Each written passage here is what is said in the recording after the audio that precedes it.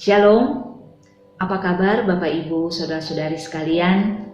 Salam sehat selalu dan selamat berjumpa kembali di dalam Sapaan Rohani hari ini dengan merenungkan kisah dari seorang wanita yang tidak membiarkan kepahitan hidup memahitkan hidupnya. Dialah Naomi. Bacaan firman Tuhan pada hari ini terambil dari Kitab Rut pasal yang pertama ayatnya yang kelima. Demikian bunyi firman Tuhan. Lalu matilah juga keduanya, yakni Mahlon dan Kilion, sehingga perempuan itu kehilangan kedua anaknya dan suaminya. Saudara yang terkasih di dalam Tuhan, bayangkan betapa beratnya duka yang harus dialami oleh Naomi. Dia bukan saja telah kehilangan suaminya, tetapi dia juga telah kehilangan dua orang anaknya. Setelah kedua putranya meninggal, Naomi meminta para menantunya yang merupakan orang-orang Moab untuk pulang ke rumah orang tua mereka masing-masing. Pada awalnya kedua menantunya ingin tetap mengikuti dia, tetapi akhirnya hanya Rut yang bersikeras untuk tetap mengikuti Naomi. Lalu Naomi bersama dengan Rut pulang ke Betlehem, tanah Yehuda, dan kepulangan mereka membuat gempar seluruh penduduk Betlehem. Kegemparan itu mungkin disebabkan oleh berita yang telah mereka dengar tentang semua kejadian dan ketragisan yang telah dialami oleh Naomi. Saudara, mungkin juga wajah Naomi yang kusut dan suram akibat duka yang mendalam membuat para perempuan Betlehem ragu.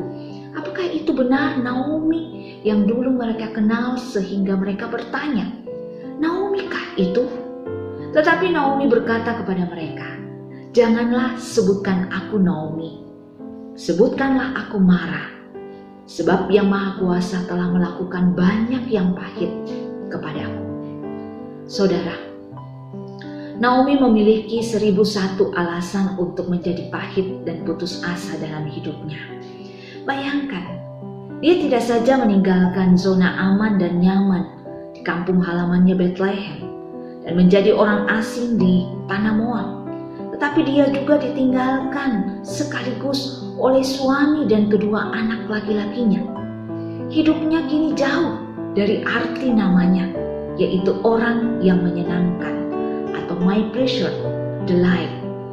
Tetapi yang luar biasa di sini, Naomi memang mengalami banyak hal yang pahit, tetapi dia tidak tinggal mengeluh dalam kepahitan tersebut. Dia tidak menyangkal hal-hal buruk yang telah menimpa dia, tetapi dia tidak menjadi kecewa kepada Allah atau berpikir bahwa Allah tidak adil terhadapnya.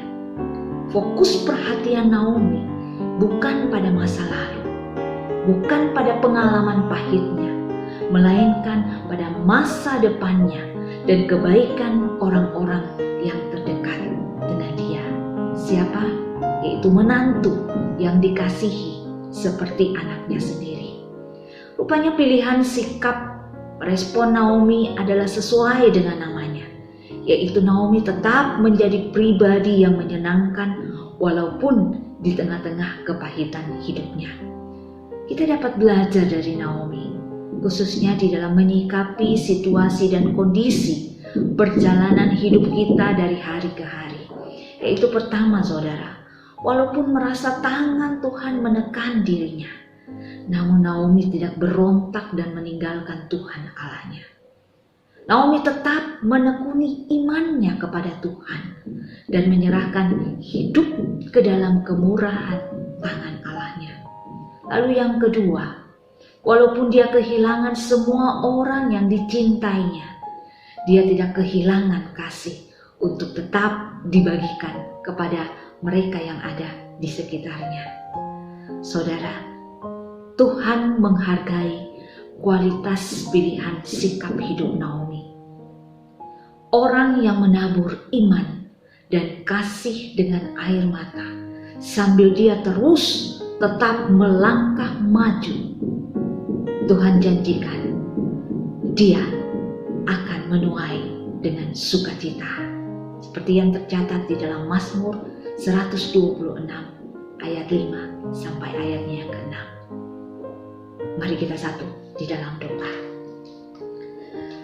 Bapa di dalam surga, kami datang kepadamu mengucap syukur untuk apa yang Tuhan boleh berikan kepada kami melalui tokoh Naomi yang kami renungkan pada saat ini.